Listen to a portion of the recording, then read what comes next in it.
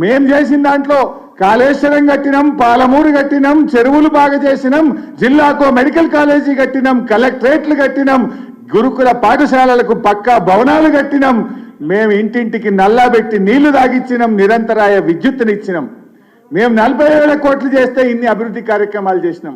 నువ్వు 1,40,000 కోట్లు ఒక్క ఏడాదిలో చేసి నువ్వు చేసిన పని ఒక్కటన్నా ఉన్నదా అని అడుగుతున్నా. బీఆర్ఎస్ కట్టిన ఫ్లైఓవర్లకు రిబ్బన్లు కత్తిరిస్తున్నావు, బీఆర్ఎస్ కట్టిన భవనాలకు రిబ్బన్లు కత్తిరిస్తున్నావు, బీఆర్ఎస్ కట్టిన ప్రాజెక్టులకు రిబ్బన్లు కత్తిరించినావు తప్ప నీ ఏడాదిలో ఒక్క పనన్న చేసినవా రేవంత్ రెడ్డి అని నేను అడుగుతావు. ఈ మాటనే కదా మన కేటీఆర్ గారు అడిగింది. ఈ ఒక్క మాట అడిగినందుకే కదా నువ్వు ఇవాళ అక్రమ కేసులు పెట్టే ప్రయత్నం చేస్తున్నావు. ఇలా మనమందరం ఇలా బీఆర్ఎస్ పార్టీలో ఏ కార్యకర్తకు ఇబ్బంది వచ్చినా పార్టీ అండగా నిలబడ్డది. లగచర్లలో రైతుల కోసం గిరిజన రైతులకు బేడీలేస్తే కేటీఆర్ గారు పర్సనల్ గా తన కుటుంబ సభ్యుడు అరెస్ట్ అయితే ఏ రకంగా పనిచేస్తారో లగచర్ల గిరిజన రైతుల కోసం కేటీఆర్ గారు అంత కష్టపడ్డారు. వారి బెయిల్ కోసం, వారిని విడుదల చేయడం కోసం వారి కుటుంబ సభ్యులను కూడా 3 సార్లు కలిసి ధైర్యాన్ని ఇచ్చి ఆ కుటుంబాలకు కూడా అండగా నిలబడి వాళ్ళను జైలు నుంచి గౌరవంగా బయటకు తేవడంలో ఒక పార్టీ వర్కింగ్ ప్రెసిడెంట్ గా ఆయన కృషి చేశారు.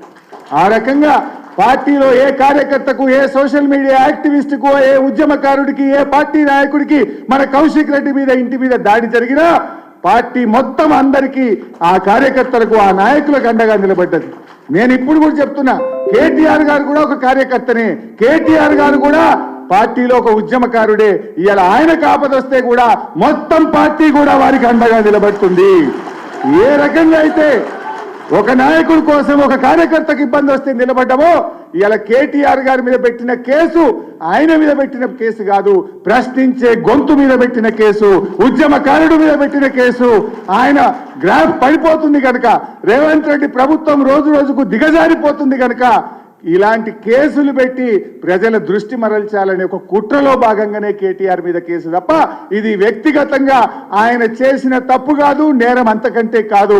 ఈ రాష్ట్ర ఇమేజ్ పెంచడానికి, రాష్ట్ర ప్రతిష్ట పెంచడానికి, రాష్ట్ర గౌరవం పెంచడానికి ఆయన పనిచేస్తే ఒక అక్రమ కేసు పెట్టేటువంటి ప్రయత్నం చేస్తున్నాడు. ఎట్లయితే కేటీఆర్ గారు, బీఆర్ఎస్ పార్టీ ప్రతి నాయకుడికి, కార్యకర్తగా ఆపదొస్తే నిలబడ్డదో యావత్ బీఆర్ఎస్ పార్టీ ఈరోజు మానసికంగా, ధైర్యంగా కేసీఆర్ కు పూర్తిగా అండదండగా ఉంటాం. ఎవరు కూడా భయపడే ప్రశ్నే లేదు. ఏ నాయకుడికి ఆపదొచ్చినా, పార్టీలో ఏ కార్యకర్తగా ఆపదొచ్చినా ఈ పార్టీ ఒక కుటుంబం, ఈ కుటుంబం అంతా కలిసి పోరాడుతుంది, కలిసి అండగా నిలబడుతుందని చెప్పి మనవి చేస్తూ ఈ డైరీ ఆవిష్కరణ ఇంత అద్భుతంగా జరుపుకోవడం నాకు చాలా సంతోషంగా ఉంది.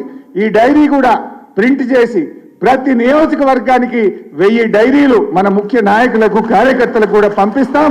అందరూ కూడా దీన్ని తప్పకుండా ఉపయోగించాలని చెప్పి కోరుతూ జై తెలంగాణ. హరీష్ అన్నకు గట్టిగా అందరం కూడా చప్పట్లతో కృతజ్ఞతలు చెప్తాం. బీఆర్ఎస్ పార్టీ ఒక కుటుంబం, కేసీఆర్ నాయకత్వంలో ఈ కుటుంబం కలిసికట్టుగా ఉంటది అని బలమైన సందేశానికి ఇచ్చినందుకు, అన్నిటికన్నా ముఖ్యంగా దుర్మార్గపు కాంగ్రెస్ ప్రభుత్వానికి ఇచ్చినందుకు గట్టిగా చప్పట్లు కొట్టి హరీష్ అన్న కృతజ్ఞతలు తెలియజేద్దాం.